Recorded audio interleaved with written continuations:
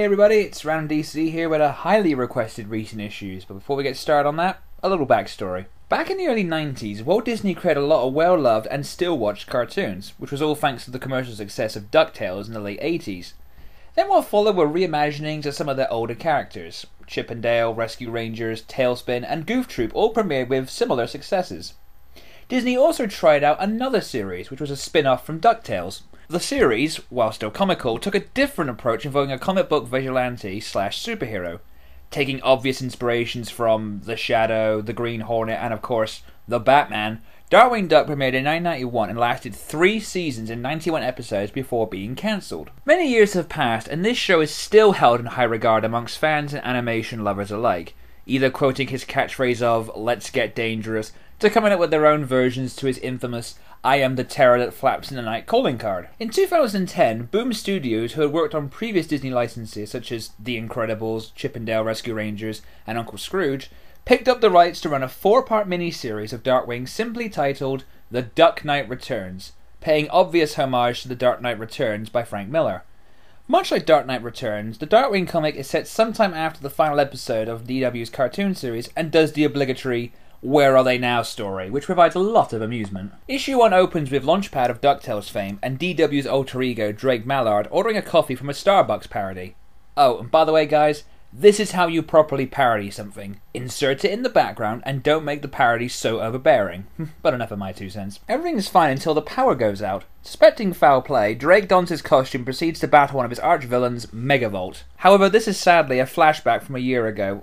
For now, our fearless hero works for the Quackworks Company, designed to keep the streets safe, crime down, and all things New Labour promised yet failed to deliver. Drake is not adjusting to civilian life that well, questioning the very nature of the company that everybody, even the cops and criminals, apparently works for now. While all this is going on, Goslin is now in a private academy, which is very expensive apparently. To make matters worse, it turns out Megavolt is his co-worker.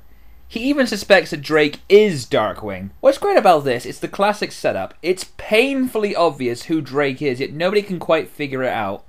Well, it works for that other guy. After dodging the bullet from Megavolt, DW gets depressed and slowly drifts off into a fantasy about his old and more favoured job as Darkwing Duck, leading to some hilarious over-the-top hijinks, such as trying to stop Liquidator while his left arm is a snake, fighting off a giant carrot which attracts a giant rabbit, a future where everyone is Launchpad McQuack, creepy, and finally another scenario where Launchpad is his left arm. Another day is over as Darkwing heads home, still disappointed as to where his life is headed.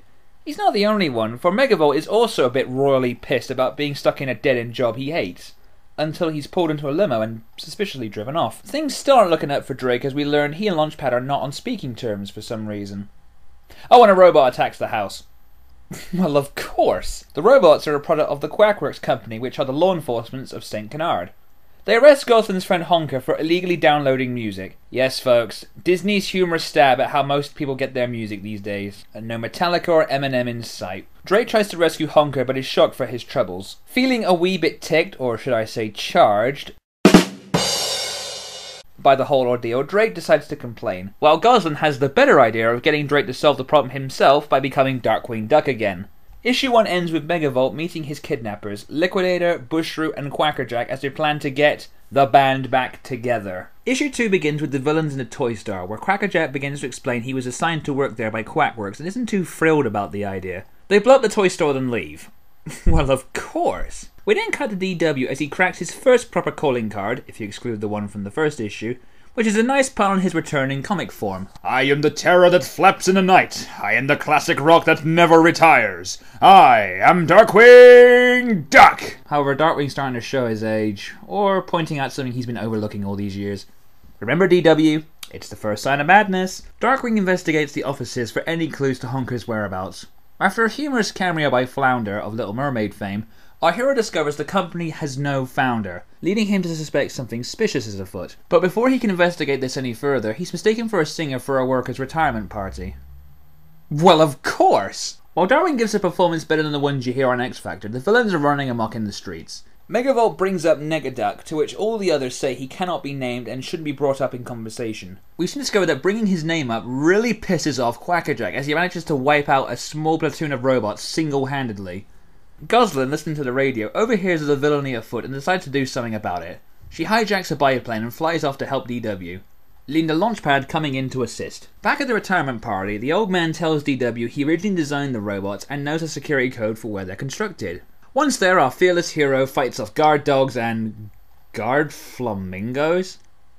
Man, I love this comic. As Darkwing checks out the factory, Honker is being probed for knowledge by an unknown voice. Darkwing appears to be outnumbered as the comic closes with Launchpad and Gotham showing up to his rescue. Wow, so far so good if I do say so myself. These two comics alone are absolutely fucking hilarious. You need to go and check these out. They truly capture the spirit of the old cartoon series, and I highly recommend you go and check out some more. Join us next time for the Christmas special, and then we'll get back to these two sometime in January. Later, guys.